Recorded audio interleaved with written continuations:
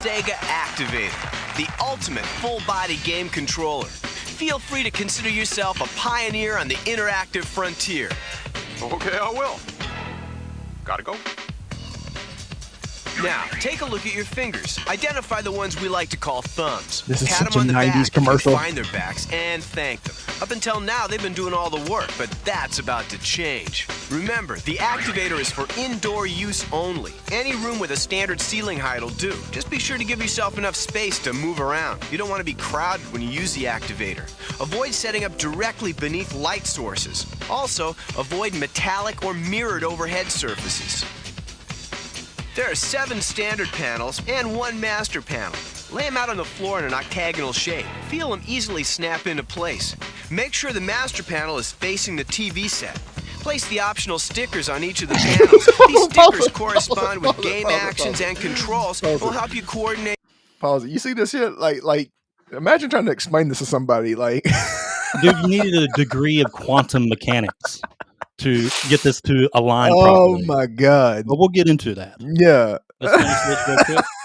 Yeah, go We're ahead. not going to play the whole your thing, moves. but Remember to just a maintain nice little this numerical introduction. configuration for future setups. Who the hell's gonna do that?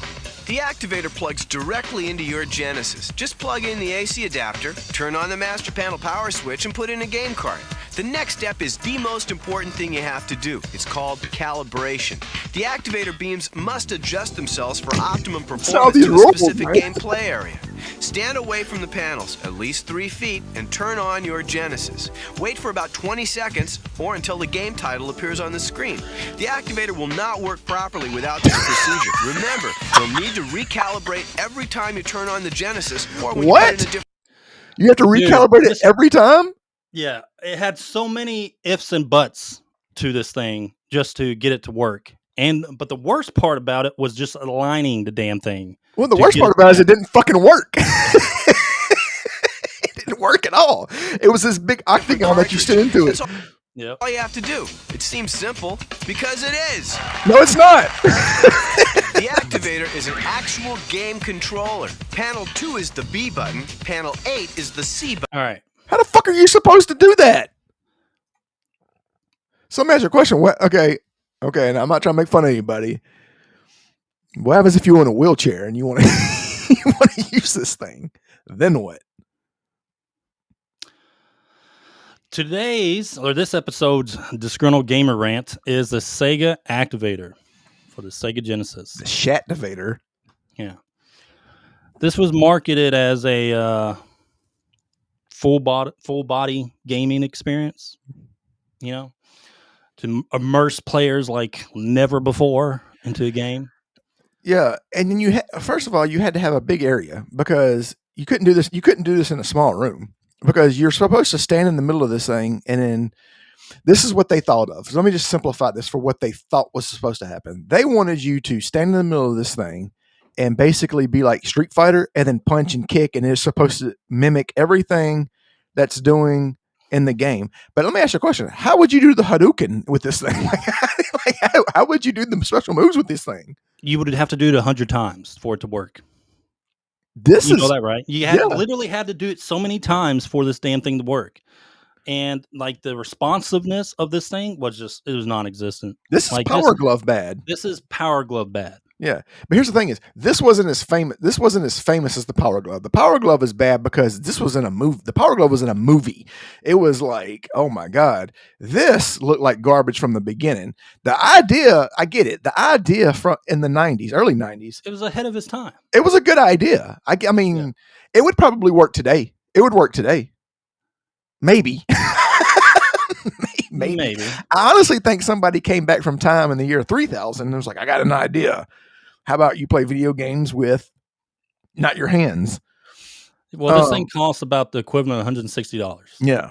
today. And it was plastic, and you had to calibrate it every time you turned it on. You had to calibrate it like 3 times. Yeah. Then you had to wait 30 seconds. And by the time, listen to me, by the time you got it calibrated, you didn't even want to play the damn game no more because it took so long.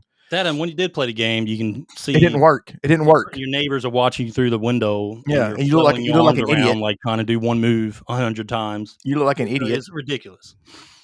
But yeah, this thing was just another just garbage accessory piled on other garbage accessories. And it's I mean, funny how like you turn on Double Dragon, you're probably gonna like turn around and walk backwards toward the other screen, just moving, came in, punch and kick.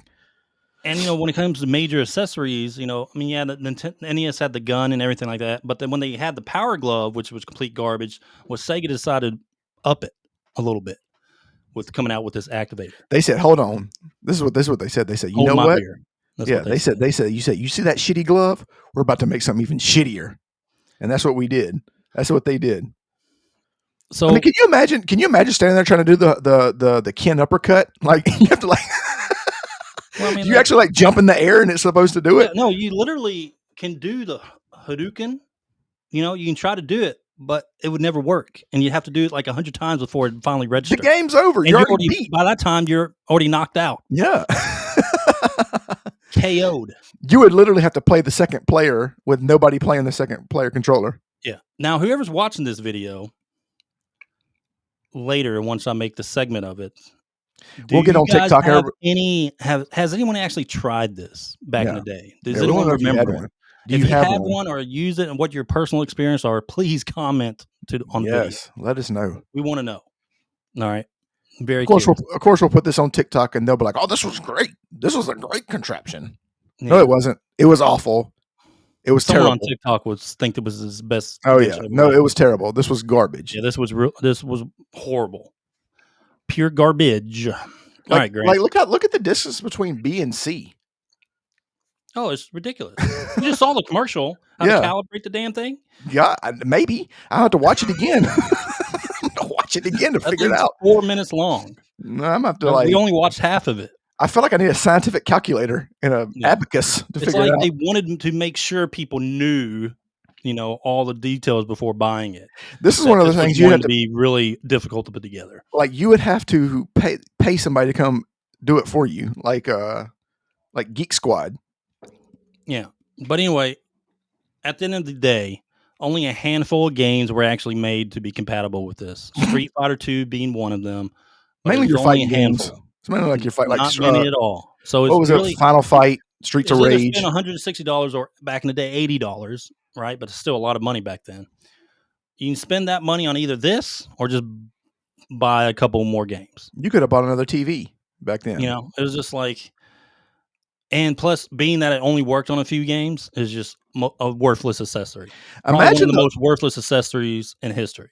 Imagine the horror of knowing that you spent, let's just say you mowed lawns all summer and you bought this. Imagine the horror of doing all that hard work and then finally getting this thing and it's trash. And you can't take it back. You lost your receipt. So this is to wrap this up. This is I say cautionary tale of ambitiousness that Sega was just, the gaming world was just not ready for. Technology at the time was just not ready for. I think when they took this to the CEO, I think the CEO didn't even understand it. He's probably like looking at all Nintendo the calculations. Couldn't even do it with the Wii U or the Wii. They couldn't even do it then. And the Kinect came out. That was just didn't register well. All that technology years later. So maybe eventually we'll get to the point of something legit coming out. Maybe we'll get to like Ready Player One status one day.